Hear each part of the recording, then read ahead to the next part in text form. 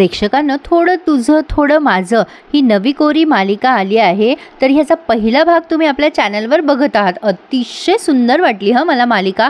तर सुरुवात त्यांनी अशी दाखवली आहे की एक मुलगी आणि वडील एक व्हेन्यू शोधत आलेत आणि इथे प्राइज डिस्ट्रीब्युशनचं म्हणजे एक कॉलेज आहे होम सायन्सचं, तिथे बक्षीस वितरण सोहळा सुरू आहे आणि आता तिथे अनाउन्समेंट केली जाते ती म्हणजे बक्षीस देणाऱ्या व्यक्तीची। तर ह्या आहेत गायत्री प्रभू, म्हणजे या मालिकेची विलन, आणि माहेरची Gayatri Dixit. Student of the year कोण आहे हे निवडण्याचा आजचा महत्त्वाचा दिवस या कॉलेजमध्ये आहेत आणि त्या स्पेशल जज आहेत या गायत्री प्रभू। ह्या गायत्री प्रभू आहेत महान स्वातंत्र्य सैनिक दिनकर प्रभू यांच्या सुनबाई, म्हणजे कोणे एकेकाळी ह्या गायत्री प्रभू सुद्धा या कॉलेजच्या बेस्ट स्टुडंट होत्या बरं का। तर सगळ्यात पहिली बेस्ट स्टुडंट म्हणजे मानसी संपतराव सनद, म्हणजे ही या मालिकेची नायिका आहे। तर तेवढ्यात ही आल्या लाईट जातात, त्यामुळे तिचे हे बाबा आहेत समोर बसलेले, ते म्हणतात अरे लाईट कशी काय गेली, आपली म्हणूताई आता घाबरेल ना, तिला भीती वाटते ग अंधाराची। आणि आता ही मानसी देवाची प्रार्थना करू लागते आणि ती प्रार्थना त्यांनी खूप सुंदर ऐकवली आहे आणि गायत्री स्वतः घाबरलेली असताना सुद्धा समोरच्या लोकांना दिलासा देत असते की तुम्ही सगळे प्लीज घाबरू नका, सगळेजण तुम्ही एक काम करा, तुमच्या मोबाईलचा टॉर्च लाईट ऑन करा बरं आणि फ्लॅश असा समोर दाखवा। मग सगळेजण फ्लॅश मारतात तेव्हा ह्या मानसीचा चेहरा आपल्याला दिसतो जो अतिशय गोड आहे ही मानसी। तर खरा ड्रामा आता पुढे सुरू होतोय प्रेक्षकांनो। सगळ्यांनी असे फ्लॅशलाईट्स ऑन केले, तर ही गायत्री म्हणते नॉट बॅड आणि लाईट्स म्हणते, तर तेव्हा अचानक लाईट्स येतात। मग आता ही मानसी म्हणते बापरे मी घाबरले होते हो मॅडम। मग गायत्री म्हणते हो का, खरंच घाबरली होती? मानसी म्हणते हो ना मॅम, खरंच अंधाराची खूप भीती वाटते मला, काय माहिती हे सगळं कसं झालं। मग लगेच गायत्री म्हणते व्हेरी गुड, माणसाला कुठली ना कुठली भीती ही असायलाच हवी। आणि आता ते प्रोजेक्ट फाईल बघते ही गायत्री। मग मानसी म्हणते मॅडम या प्रोजेक्टचं मार्केटिंग मी केलंय ना, या मशीनमध्ये आपण ब्लड प्रेशर, डायबिटीज असे अनेक आजार टॅप करू शकतो आणि तेही त्या व्यक्तीला स्पर्श न लावता। ह्याचं मार्केटिंग ना देशात परदेशात व्हायला हवं मॅडम, म्हणून हे सगळं। मग आता ह्या गायत्रीला काही हे सहन झालेलं नाहीये। ती गायत्री म्हणते हो का, व्हेरी गुड, अगं तू पाणी पी, खूप तहान लागली असेल ना तुला। आता मानसी म्हणते थँक्यू हो मॅम। आता ही गायत्री म्हणते थांब थांब, छोटीशी अट आहे ग, स्वतःचा हात न लावता या पाण्याला तू पिऊन दाखव, म्हणजे या ग्लासला तू हात नाही लावायचास। मग आता सगळेच जण एकमेकांच्या तोंडाकडे बघायला लागते। गायत्री म्हणते ऐकू नाही आलं का तुला मानसी, अगं स्पर्श न करता तो ग्लास उचलून दाखव। मानसी जरा गांगरून जाते, पण आता तिचे वडील जे असतात ना ते चिडतात आणि म्हणतात हाय का आता ही बाई डोक्यावर पडली आहे का, ओ बाई अहो काय जादूचे खेळ चालू आहे का इथे। आता तिची बहीण म्हणते मानसीची बाबा खाली बसा ना, आणि मानसी पण स्टेजवरनं खुणवते बाबा शांत व्हा। तिचे बाबा जरा चिडलेच, पण आता या गायत्रीने तिचा पिच्छाच लावलाय मानसीचा। काय ग मानसी तुला जमत नाहीये का?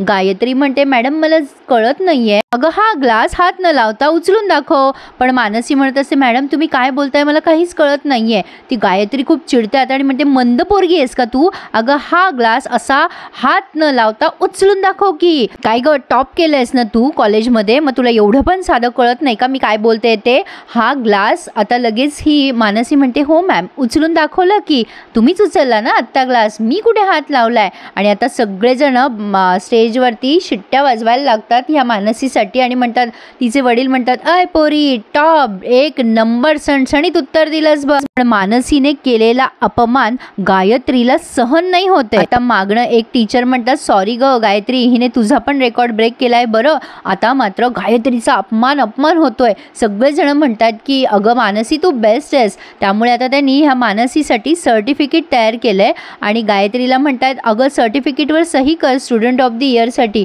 पण आता ही गायत्री लगेच म्हणते माझी वेळ संपली आहे आणि मला माझ्या कामावर जायचं आहे, असं म्हणून तिने तिची पर्स उचलली आणि चक्क चालू असलेल्या कार्यक्रमावरनं निघून जाते।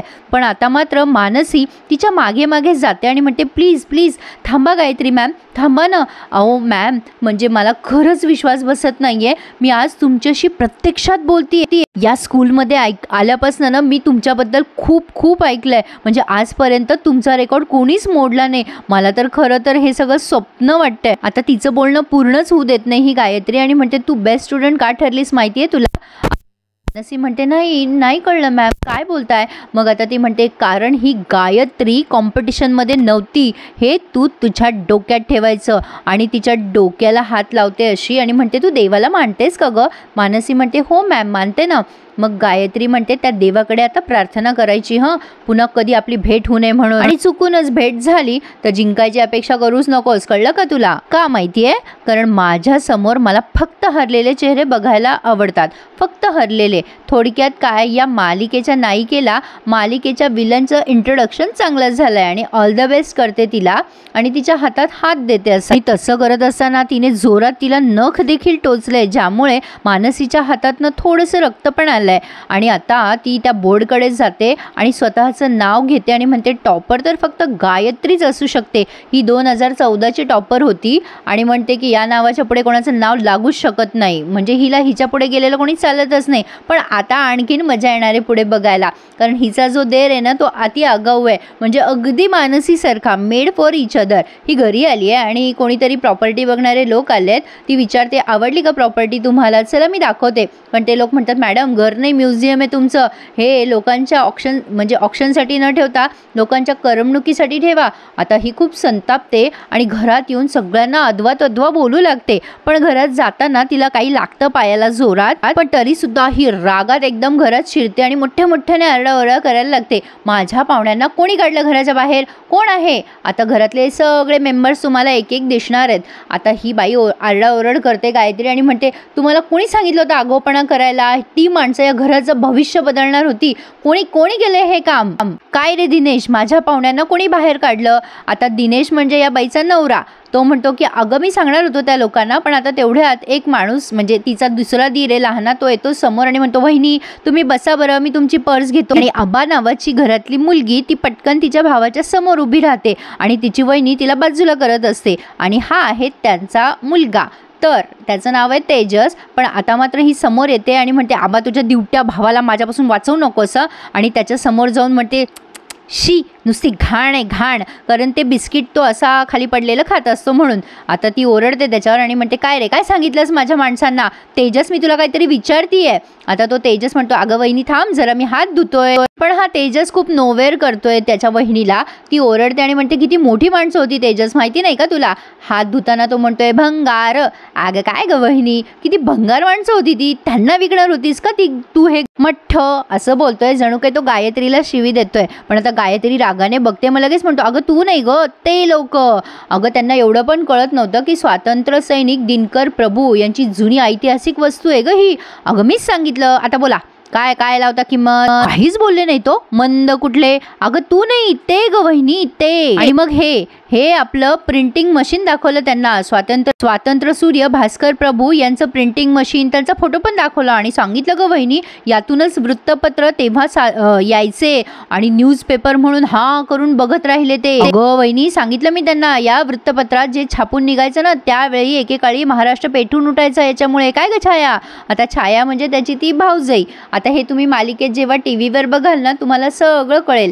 तर आता तेजस म्हणतो अगं वहिनी हा सगळा आपला इतिहास निवांत उलगडून सांगितला त्यांना आणि लायकी दाखवली बरं का त्यांची. नाही म्हणजे तुझ्या जवळचे होते का ते बिंडोक? अगं ते ग वहिनी खूप बिंडोक होते. तेवढ्यात जो बाहेर धापा टाकत गेलेला असतो याचा लहान भाऊ तो म्हणतो वहिनी गेले होते नाक्याच्या तिकडे, मी पार लांबपर्यंत पळत गेलो बघा, जाऊ दे आता गेले ते. तेजस म्हणतो अरे ते लोक काही परत येणार नाही, आता चांगला इतिहासाचा धडा शिकवलाय मी त्यांना. आता ही खूप चिडते गायत्री आणि म्हणते खड्ड्यात गेला तुमचा इतिहास, एवढी हौस होती ना तुम्हाला तर काय हो तात्या साहेब, अहो या घराचं वर्तमान दाखवायचं असतं ना त्यांना, तुमचं कर्तृत्व पण दाखवायचं असतं. काय हो तात्या साहेब, या अख्ख्या घरामध्ये या घराचा खर्च भागवेल असं कोणी कमवतं का तुमच्या घरात? हा तुमचा मुलगा माझा नवरा दिनेश महिन्याला किती रुपये आणतो? लाईट बिलाच्या निम्मे पण नाही. आणि काय हो सासूबाई, तुमचा दुसरा मुलगा सूरज किती कमवतो हा? आता लगेच तो दिनेश म्हणतो 50 रुपये द्या ना वहिनी, तुमचं केवढं मोठं काम केलंय मी. तेव्हा ही म्हणते गायत्री अख्खे 50 रुपये मागत असतो दर वेळेला स्वतःची दारू पिण्यासाठी, आणि ही तुमची पोरगी आभा स्वतःच्या शिक्षणासाठी पैसे सुद्धा जमवू शकत नाही. कोण देते हिच्या शिक्षणाचे पैसे? मी देते. फक्त काय ते सासरे आणि सासूबाई तुम्ही दोघं किती काम करता म्हणूनच पैसे वाचतात, नोकरांसारखे काम करता ना तुम्ही. आणि तू रे खायला काळ आणि भुईला भार आहेस. त्याच्या हातातली डिश फेकून देते ती आणि म्हणते तुझ्याशी बोलते मी. तेजसला बोलते ती. गायत्री म्हणते हा जो इतिहास बोलला ना तुला तो पोसत नाही तुला, मी पोचते तुझ्या घराला, तुझं घर माझ्यामुळे चालतंय, कळतंय का तुला. आता लगेच हा खूप भारी दाखवला आहे हिरो. तो तेजस म्हणतो गेमा गेमा, वहिनीच्या गेमा. अहो भारी हुशार आहात तुम्ही. हे असं बोलल्याने या वास्तूचा इतिहास पण संपेल आणि तुमचा गौरव वाढेल. डबल गेमा वहिनी, डबल गेमा. काय हो वहिनी, हे सगळं कशासाठी करताय तुम्ही? कोण आहे कोण तुमच्या आयुष्यात? नाही हुशार आहात तुम्ही. या भावाला ताटाखालचं मांजर ठेवलंय तुम्ही आणि माझ्या भावाला दारूच्या आहारी मुद्दाम लावलं. घरातल्या सगळ्यांना उपकाराच्या ओझ्याखाली ठेवलेत तुम्ही.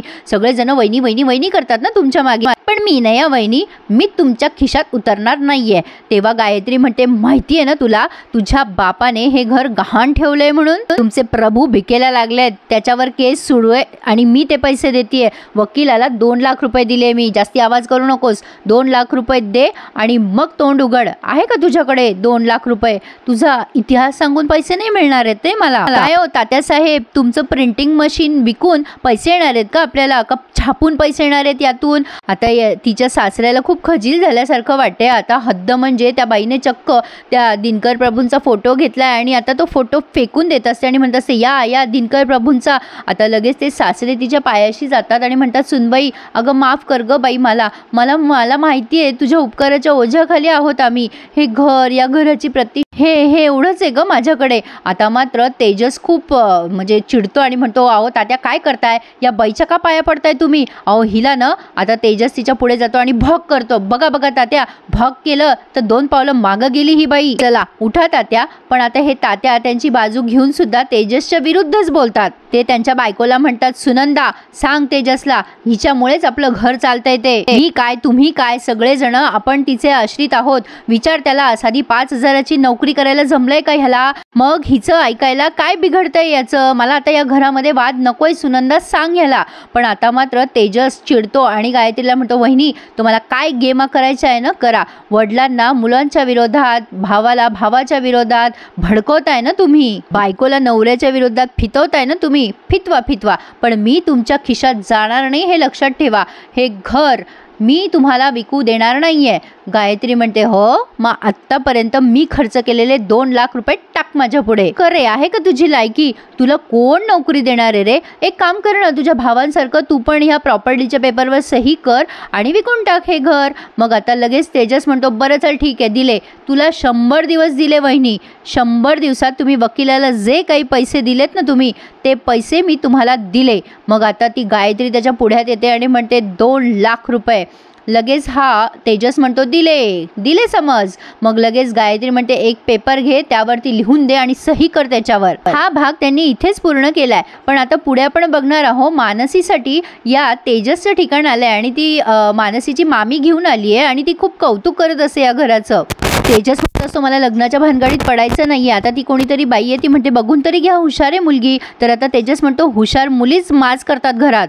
गायत्री तिच्या सासऱ्याला म्हणत असते श्रीमंत मुलीला गटवून त्यांच्याकडनं हुंडा घेऊन माझे पैसे देणार आहे का तुमचा पोरगा? इकडे ही मामी म्हणत असते की अहो आता नाणं लावलं की झाली तुमची मुलगी त्यांची. पण आता मात्र या मानसीचे वडील चिडतात आणि म्हणतात ज्या घरात लक्ष्मी जाईल ना त्याच घरात माझी मनू जाईल. गायत्री तिच्या सासऱ्याला हिणवत असते प्रभाकर प्रभू यांनी आपल्या नालायक मुलासाठी केली तडजोड, एक हुंडाबळी घेतला पैशासाठी. आता हे सगळं तेजस ऐकत असतो आणि इकडे मात्र ही मामी चिडते कारण तिला नकार देतात ना ते स्थळ घेऊन आली म्हणून. आणि ती मामी सगळं फेकते आणि म्हणते तुम्ही मला बोललात ना वाटेल तसं, आता शाप देते मी, तुमच्या मुलीच्या डोळ्यात कायम पाणी येईल आणि तिचा कायम अपमान होत राहील ज्या घरामध्ये ती जाईल त्या घरात. आणि या गायत्रीला कोणीतरी काहीतरी ऐकवत असतं. तेव्हा ती गायत्री म्हणते तुला काय सिद्ध करायचंय? मग ती बाई म्हणते या घरामध्ये तुमच्या वरचढ नक्कीच कोणीतरी येणार आहे हे लक्षात ठेवा. असं आहे या मालिकेचं स्वरूप आणि या मालिकेची कथा. छान वाटली का तुम्हाला? प्रेक्षकांना एवढं डिटेल दिलंय हो. एखादा लाईक करा आणि चॅनलला सबस्क्राईब करायला विसरू नका. धन्यवाद.